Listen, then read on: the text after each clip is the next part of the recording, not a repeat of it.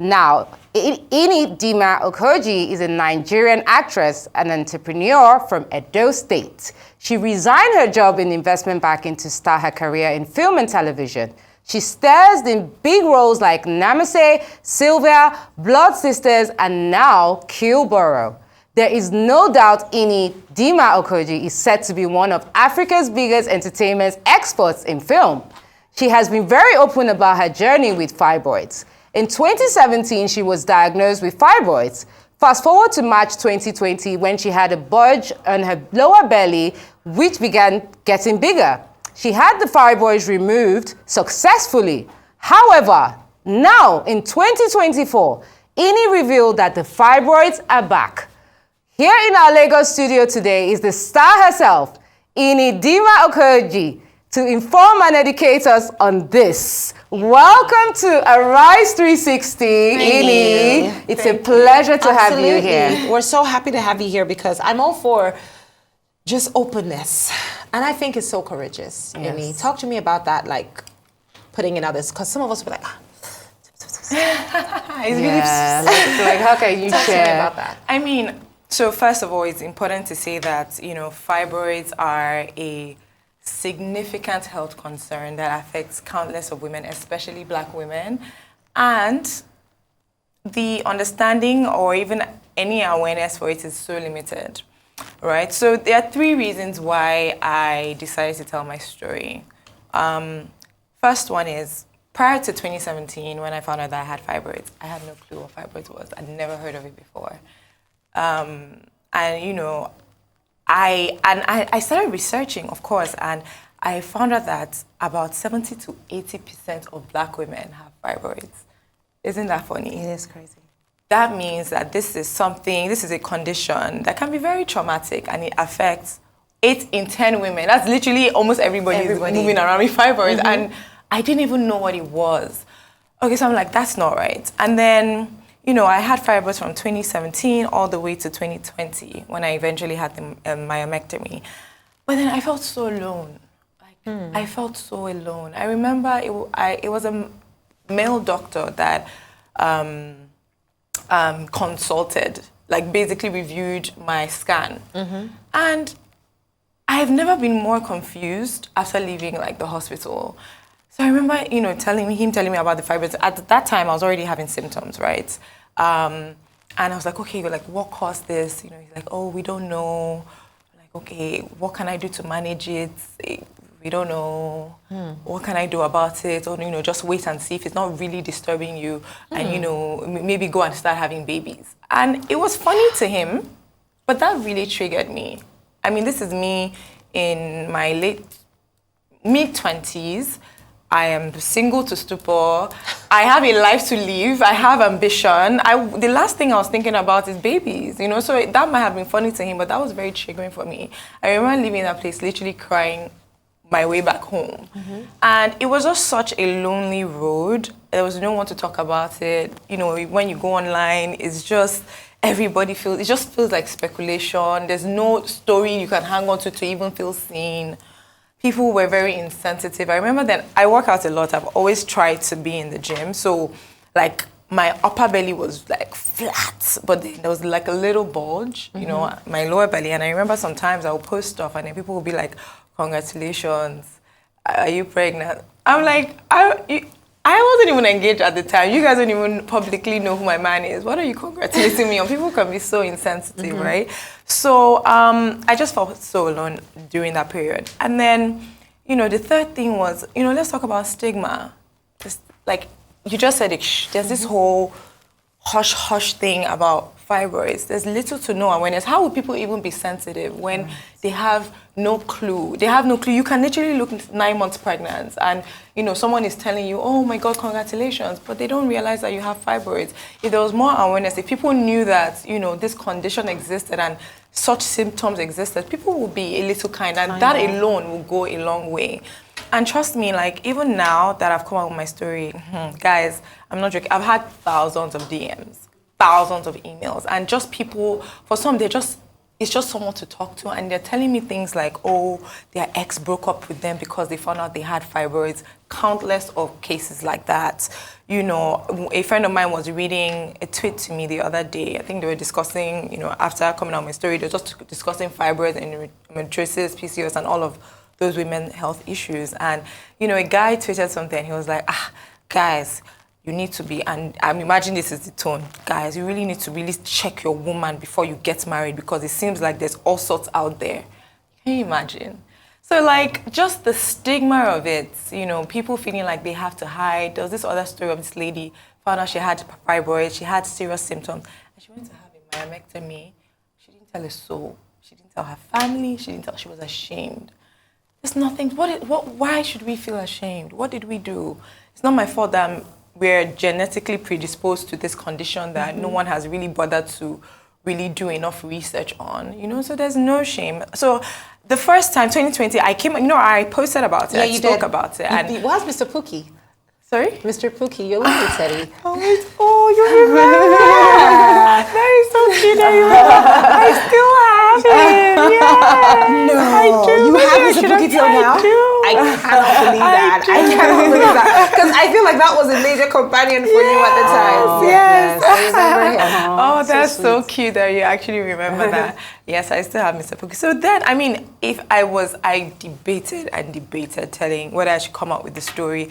Of course, even my loved ones are like, are you sure? You know, but I'm like, I just feel so compelled to talk about it. Like, I didn't expect or anticipate just how major it will be or how much it will resonate with so many women. So I was a bit shocked. I remember then I was like, I don't think I was ready. I literally told the story in between, literally days after the surgery. So I was still so vulnerable, and I'm like, I can't handle this, you know, but I'm glad I said it. I'm glad that people feel seen.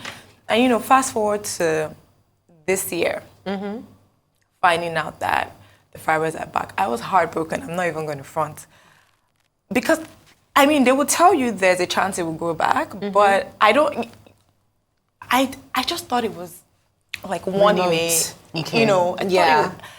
So when I started to get symptoms, I was like, no, it can't be, you know. But then I was also like breaking out and having like other symptoms I didn't experience the first time.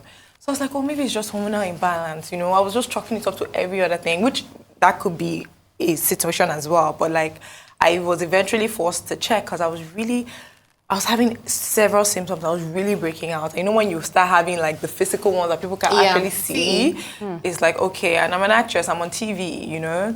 So I go and check, and then I find out that the fibroids are back, and I was like, wow, damn it. That's an interesting reaction. How do you feel now? Like, seeing as you've been on this journey since 2017, and I think the most important thing is the people watching right now who probably have similar tales, they're looking at you to know, knowing that it's back, knowing what you know as well, and the power you carry with information. How do you actually feel?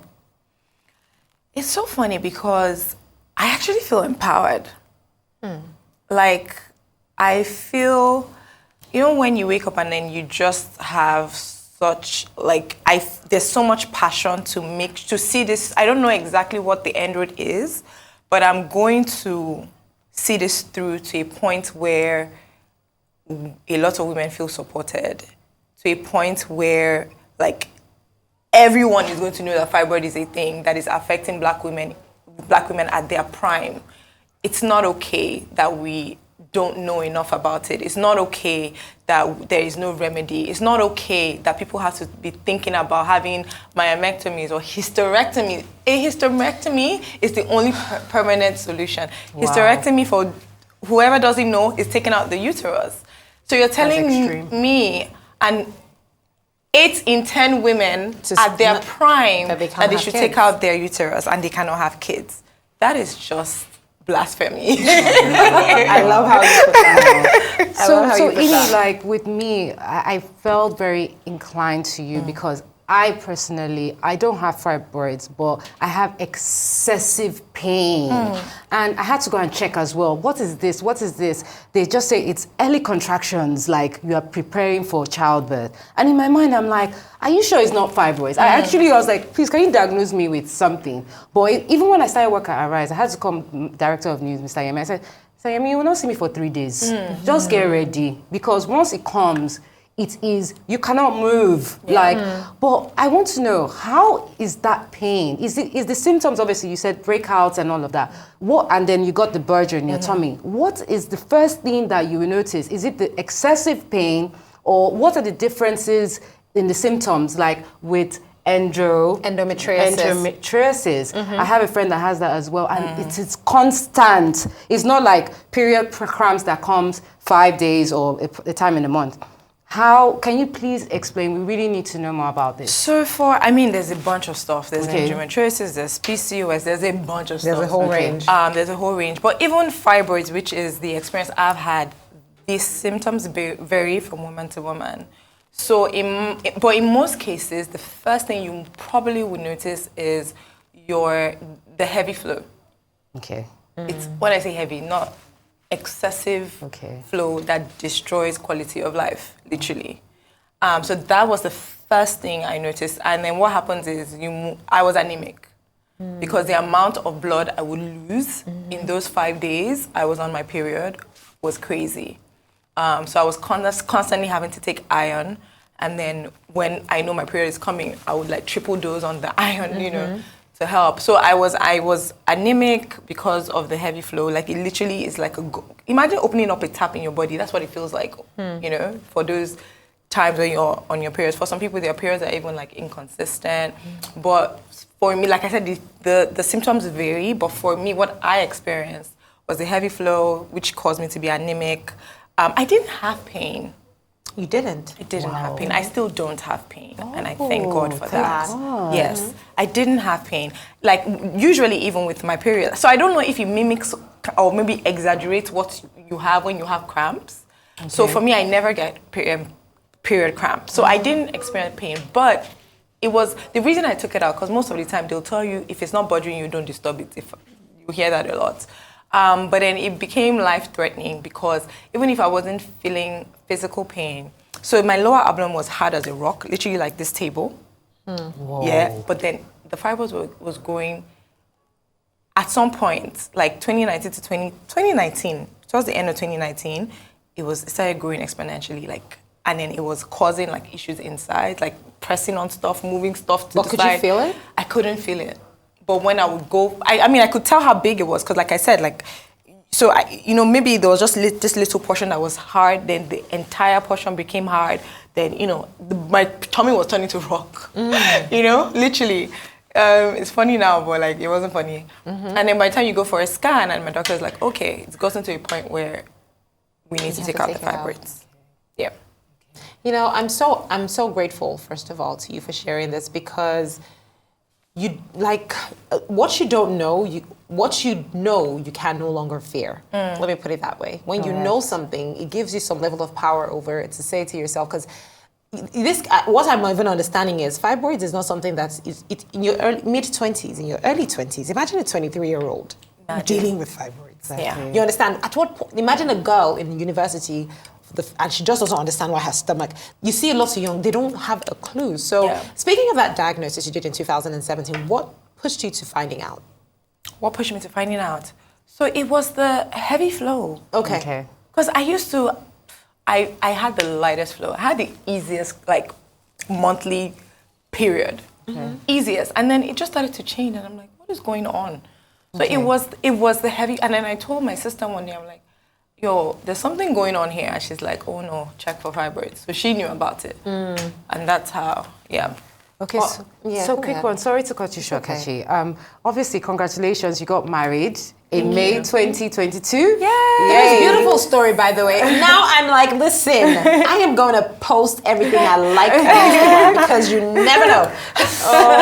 It's beautiful. I mean, like, how is that going, balancing your life, your career, being in the film industry, learning scripts overnight, we know how it is. And then my question to you, which is very personal. Does fibroids affect, marriage? Does it affect, like, I don't know if I can say this on TV, but sex life? Does it affect, like, having children? Like, because people don't know, and that's why we need you here to explain this to us. Okay, so I mean, let me jump to the last question. Okay. So first of all, there are some misconceptions with fibroids. People automatically think that once you have fibroids, then you cannot have kids. That's not true. Okay. Recently, I was on a panel, and the doctor actually said that it's about 2 to 3% of fibroid cases that leads to infertility. If that data checks out, but that's what the doctor said. So it doesn't it can lead to infertility. So there are some things you're looking out for when you find out that you have fibroids. How many, the size, the location. So the location determines how severe the case is. So if it's maybe a little too close to the uterus, if it's on it, they have their medical terms for it. That is when it might be tricky if you're trying to have kids. And then when it comes to dealing with it in marriage, I really think it just depends on the kind of partner you have. My husband is the most supportive husband. In fact, because I was really stressing out about it, guys. When I found out he was back, I cried. I was not okay, because I remember what that surgery was, and it wasn't funny. It wasn't this in and out of the hospital. I was in the hospital for maybe 4 days after. I couldn't walk for so long after. It was painful, right? So I could not even imagine that I was going through that again, So, but I've had, Abasi he's just the best guy. He's very confident. He's very supportive of everything that I do. And he's like, babe, you'll be fine. Like, whatever it is, we are together, we'll deal with it. Like I said, the symptoms are different. For some people, they do say, it's painful when they have intercourse, whether it's because of fibroids. So you hear that. I've heard that. I've heard some of the ladies say that to me. So that can be tricky for some people. Okay. But, it just depends on the kind of partner you have. And I'm just lucky that my support system is very strong. And one thing I want to mention is stress is one thing that apparently is terrible for fibroids. Okay. So the first thing my dad told me, my dad is a doctor, he was like, my baby, you still call me baby, and baby, you'll be okay, don't cry. You crying makes, because you're releasing cortisol, what it's called, into your system, and that can make the fibroid grow. So apart from the long list of things you have to avoid, stress, you have to just be zen. Okay. So please, no issue stress me. I know, stress-free life. We all need that, by the way. I completely agree with you. I feel like this is the perfect way to just cap this. But before we do, I just want you to say, how can we be much more supportive to each other? Social media-wise, when we hear stories like this, when we suspect, the same way they say there are certain things you don't say. You don't see a woman who has a big belly and say, oh, congratulations, for instance. So how can we be supportive? Because you might not know how to ask or what to say, or how can I comment? What do you say? I mean, I don't think there's any particular thing anyone has to say. I would just say, people just need to be kind and sensitive. And, if you knew someone that was experiencing it personally, you'll fill the room, exactly. How can I be there for you? Because you might not ever really understand. If you feel, the urge to say something nice to someone that's going through it, even if it's a hug, or people just want to feel seen. They don't want to feel alone, because it can be such a lonely road. And I just want people to talk about it more. It's important for us to address and raise awareness and realize that a lot of women, they might show up every day looking flawless. They have to show up to work. We have to do eyes, behind those eyes. But then so many women, the stats is literally black and white. So many women are dealing with not just fibroids, but the women health issues, the whole spectrum of it. A lot of women are dealing, and we just need to just be aware, be kinder, be more sensitive. Nice. Amazing, Ini. Thank you so much for joining us and for sharing. Honestly, thank you for being brave. Thank you. And I've learned so much from this. I'm more informed and educated now. 100%. We wish you all the best on your journey. Absolutely, and we wish you, cleansing and healing. I am like, and we're waiting for some more good news. The next time we have you here will be a different story. I'm empowered. So, and I'm here for your journey as well. I want to watch it. I want to see how you thrive in it. Thank you. Because I feel like you are definitely It's definitely been life-changing, but because there's a lot of things we have to cut off, but yeah. You're doing it and you look amazing, by the way. Thank I you. told you that earlier. Listen, I'm the only person who hasn't gotten the memo as to what you ladies be eating. No, you look fantastic. Oh, thank you. I try. Well, that's Rise 360 today. Thank you for being a part of the show. You make us feel empowered as well, just FYI. My name is Kachi Ofia. This has been Epic. Jennifer? My name is Jennifer Olize, and we look forward to seeing you every day for your daily dose of entertainment here on Arise 360. And of course, from our guest, Ini, do you want to say anything to everyone? I mean, thank you for having me. Thank you for listening. Amazing.